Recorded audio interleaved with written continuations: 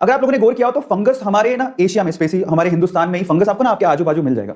आप कभी फंगी देखे हो जिससे आपका फूड भी होता है, वो फंगस लग जाती है उसके ऊपर, फंगस की वजह से वो धीरे धीरे खराब होने लगता है। ठीक है, फूड अगर आपने देखा हो तो फंगस तो हमारे चारों तरफ है। फिर ये ब्लैक फंगस वेरिएंट क्या है और उससे हमें अभी ऐसे कैसे खतरा हो गया, कोरोना के आते कैसे खतरा हो गया, मतलब कोरोना के बाद इसके बारे में चर्चा बहुत ज्यादा हो रही है, क्यों? जबकि हमारे आसपास फंगस हर टाइम अवेलेबल रहती है, तो इतना खतरा क्यों है उसके बारे में जानते हैं। सीवियर कंडीशन पकड़ते हैं सबसे पहले, इतनी बात अभी क्यों हो रही है, क्योंकि कोरोना के बाद ये कोरोना के जो केसेस आ रहे हैं, जो पेशेंट है स्पेशली कोरोना में, उनमें अभी ब्लैक फंगस का खतरा भी बढ़ गया है। और एक्सट्रीम केसेस में आप अगर गौर से देखें तो ये सीधे आइज पे अटैक करता है, आइज में इसके खतरा बहुत ज्यादा है। और एक्सट्रीम केसेस में ऐसा भी देखा गया है कि लोग ब्लाइंड हो गए हैं, आंखों को निकालना तक पड़ गया है, ये केसेस में ऐसा भी हुआ है। तो ये एक्सट्रीम केसेस है, इसलिए हमें थोड़ा सजग होने की जरूरत है। ये ब्लैक फंगस वाकई में जब अटैक करता है तो सीवियर कंडीशन पैदा कर देता है। इसमें जो ऑर्गन स्पेशली आंखों को निकालना तक पड़ गया है, अगर उसको पेशेंट को सुरक्षित बचाना है तो ये सीवियर कंडीशन है। और अगर हम लोग इसको लाइटली ले रहे हैं तो बहुत सारी दुविधाओं में पड़ेंगे। ये एक्सट्रीम केस अभी तक आया है, हिंदुस्तान में आ चुका है और इसलिए इसके बारे में बात करनी बनती है। लेकिन ऐसा नहीं है कि सिर्फ आंख को इफेक्ट करता है या सिर्फ आपके अंधे होने के चांसेस हैं। अगर ये सीवियर कंडीशन में गया तो पेशेंट की मौत भी हो सकती है, मृत्यु भी हो सकती है। मैं फिर से कह रहा हूं कि घबराने की जरूरत नहीं है, हर एक चीज को जानिए, जानने की बहुत ज्यादा जरूरत है। अगर हम लोग नॉलेज रखेंगे, सजग रहेंगे तो डेफिनेटली हम लोग बचे रहेंगे। तो ये एक्सट्रीम केस है जो मैंने आप लोगों के साथ शेयर किया। अगर आप सीवियर केसेस देखिए पूरे इंडिया में कहां पे आ रहे हैं, तो दिल्ली में इसके बहुत ज्यादा केसेस आ रहे हैं, गुजरात में बहुत ज्यादा केसेस है और महाराष्ट्र में बहुत ज्यादा केसेस हैं। तो दिल्ली, गुजरात और महाराष्ट्र में, इसके अलावा देश के अलग अलग कोनों में अलग अलग जगह पे ब्लैक फंगस के केसेस दिखाई दे रहे हैं। मैं आपको थोड़े से और अपडेट देता हूं।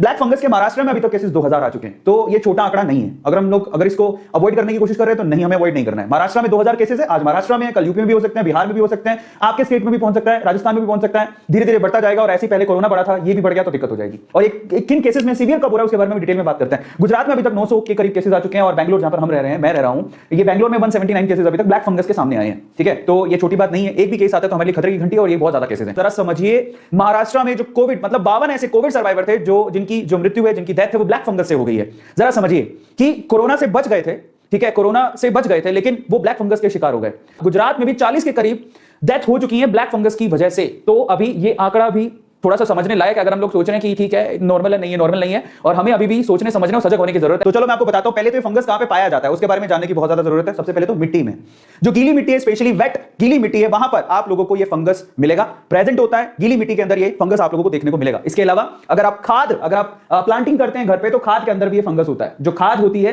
ठीक है, उसके अंदर भी ये फंगस होता है, ऑलरेडी होता है। इसके अलावा यहां पर गौर करिएगा, अगर आप फ्रूट्स मंगाते हैं, वेजिटेबल्स मंगाते हैं, जो फ्रूट्स और वेजिटेबल्स बेसिकली खराब हो जाते हैं, सड़ने लगते हैं, वो फंगस की वजह से सड़ने लगते हैं, उनमें भी ब्लैक फंगस होता है। तो ब्लैक फंगस आपके अवेलेबल है चारों तरफ, अगर आप ध्यान से देखोगे। इसके अलावा हवा में भी होता है, ये फंगस हवा में भी होता है। अब जरा समझिए आप प्रॉब्लम कोज क्या है, जरा आप देखिए, हवा में भी ये प्रेजेंट है, समझ में आ रहा है। इसके अलावा अगर आपके बलगम की शिकायत है, जो बलगम होता है, ठीक है, म्यूकस जिसे हम लोग कहते हैं, उसमें भी ये फंगस होगा अगर आप लोगों ने इनहेल किया है तो।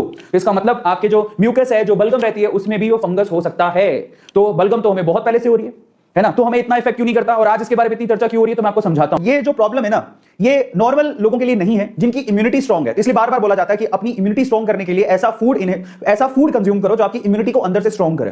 ज्यादातर सिट्रस फूड आपको इसलिए खाने को बोले जाते हैं ताकि आप लोग क्या करें, अंदर ही अंदर अपनी इम्यूनिटी को स्ट्रांग करें, है ना। तो जो जिनकी अंदर की इम्यूनिटी स्ट्रांग है, जो नॉर्मल सिचुएशन में, उनको इतना खतरा नहीं है, क्योंकि फंगस तो पहले से ही हवा में था, मिट्टी में था। तो ये खतरा उन लोगों को नहीं है, स्पेशली जिनको शुगर रहता है, समझ में आता है, या जिनको पहले से कोई बीमारी है, उसके बारे में अपन बात कर लेते हैं। अगर उन्होंने गलती से इस फंगस को, उन्होंने मास्क नहीं लगाया और ये फंगस एक्चुअली हवा के थ्रू उनके बॉडी में पहुंच गया, ठीक है, इनहेलेशन की वजह से, तो वहां पर प्रॉब्लम हो सकता है। तो पहला तो प्रॉब्लम ये है, स्पेशली जो लोग बीमार रहते हैं, तो इनहेलिंग की वजह से वो फंगस उनकी बॉडी के अंदर आ सकता है और ये खतरनाक हो सकता है। दूसरा, ब्लड की थ्रू भी वो आपकी बॉडी में एंटर कर सकता है। अब इससे प्रॉब्लम क्या होता है, कैसे ये इन्फेक्ट करता है, ये आपकी स्किन को इन्फेक्ट कर सकता है, लंग्स को इन्फेक्ट कर सकता है। अभी सीवियर केसेस आइज के आ रहे हैं, ज्यादातर आइज को इन्फेक्ट कर रहा है, आपके ब्रेन को भी इन्फेक्ट कर सकता है, और अगर आपके ब्रेन को या लंग्स को इन्फेक्ट करेगा, समझ में आता है, तो शायद डेथ भी हो सकती है। और ये पिक्चर आपको थोड़ा सा हिला सकती है, बट ये सच है। एक्चुअल में ये एक प्रॉब्लम है, जो एक घाव बन जाता है आंख में, और देखो सीवियर कंडीशन में आंख तक निकालनी पड़ गई है, आंखों की रोशनी जा चुकी है, फंगस और नहीं बढ़ जाए इसकी वजह से आंख तक निकालनी पड़ी है, और ये सच है। हमें कैसे पता लगेगा कि हमें ब्लैक फंगी जो है या ब्लैक फंगस है वो हमारे शरीर में जा चुका है? सबसे पहले तो आई, जो आपकी आंखें हैं, उनमें रेडिनेस आने लगेगी, रेडनेस आने लगेगी, लाल होने लगेगी आपकी आंखें, समझ में आता है, और पेन होना शुरू हो जाएगा आंखों में। ये एक सिम्टम है जो आपको ध्यान देना है। और यहां पर सबसे ज्यादा सीवियर कंडीशंस अभी तक जो देखी गई है वो आंखों से रिलेटेड ही देखी गई हैं, समझ में आता है। रेडनेस सिर्फ आंखों के अंदर ही नहीं, आंखों के आजू बाजू भी लाल होने लगेगा। इसके अलावा आपको ब्लड वॉमिट्स आने लगेंगी, समझ में आता है, आपको ब्लड वॉमिट्स, और आपको जो लेट्रिन होती है वो भी ब्लडी वाली आ सकती है, वो भी इसके सिम्टम्स हैं बाय द वे। इसके अलावा आपके टूथ हो सकता है, ठीक है। इसके अलावा जो सबसे इंपॉर्टेंट है, आपको ब्लड विजन, ऑब्वियसली आंखों पे अटैक कर रहा है, सबसे ज्यादा आंखों की ही प्रॉब्लम हो रही है, तो आपका विजन ब्लड हो जाएगा, एकदम से आपको साफ दिख रहा था लेकिन अभी आपको धुंधला दिखना शुरू हो जाएगा, ये भी एक बहुत बड़ी प्रॉब्लम है।